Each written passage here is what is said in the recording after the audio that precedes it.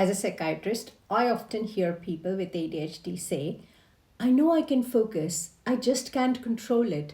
And that's actually one of the most accurate ways to describe ADHD. So let me explain what's really going on in attention deficit hyperactivity disorder. A lot of people think ADHD means you can't pay attention. But if you have ADHD, you will know that's not true. You might be able to focus on hours for something you enjoy, a game, a hobby, something you are really interested in, and then struggle to stay focused even for 10 minutes on something you have to do. From the outside, that can look like inconsistency, but from the inside, it feels frustrating because you know the ability is there, it just doesn't show up when you need it. To understand why, it helps to think about the brain in a simple way. There are a few key areas involved in focus. The front of your brain helps you decide what to focus on and stay organized. Another part helps you stay on track and notice when your attention is drifting. And a region towards the top and the back helps direct your attention, almost like pointing a spotlight. These areas, often called the prefrontal, cingulate, and parietal regions, need to work together for your attention to feel steady and controlled. Now, alongside this, your brain also has two main modes. One is your task mode. This is when you're focused, engaged, and getting something done. The other is your mind wandering mode. This is active when you are daydreaming, thinking about other things, or just mentally drifting. In most people, these two modes take turns. When you focus, the task mode switches on and the mind wandering mode quietens down. But in ADHD, that switch doesn't work as cleanly. Instead of taking turns, both modes can be active at the same time. So you're trying to focus, but the part of the brain is still drifting. And that's why it can feel like I'm doing the task, but I'm not really in it. So this is where dopamine comes in, and this is the part that usually makes everything click. Dopamine is a chemical in the brain that helps you decide what is important, what feels rewarding, and what's worth paying attention to. It drives motivation, effort, and focus.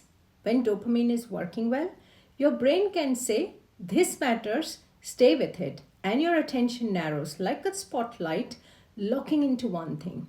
But in ADHD, dopamine is often lower or less consistent.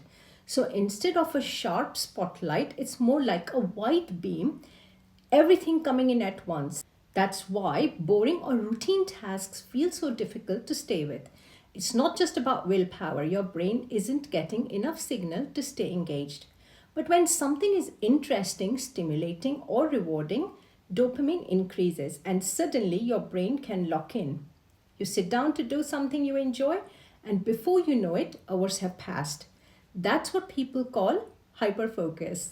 You even see this in small ways. When people are deeply focused, they tend to blink less.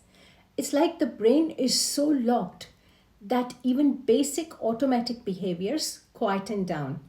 When attention drifts, those patterns change.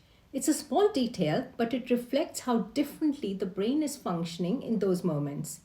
So you end up with this pattern, struggling to focus on what you have to do, but being able to focus intensely on what you want to do. From the outside, that can look confusing.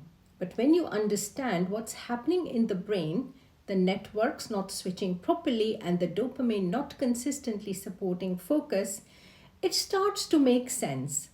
This is also why things like deadlines, urgency, or even caffeine can sometimes help.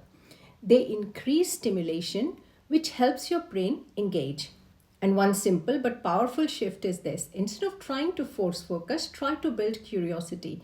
Even asking yourself, what's one interesting part of this? It can change how your brain responds because curiosity naturally increases dopamine. So the key takeaway is this. ADHD isn't a lack of attention. It's a difference in how attention is controlled, directed, and switched. Those brain systems are there. They just aren't always working together at the right time, which is why focus can feel inconsistent, sometimes scattered, sometimes intensely locked in. And once you understand that, the question changes from why can't I focus to why does my brain need to help me focus? And that's where things start to change. If you enjoyed today's video, please subscribe to my channel. The more subscribers I have, the more YouTube gives me the ability to make more creative videos. Like it, share it, tell it. Tell it to all the people you know. And thank you for watching.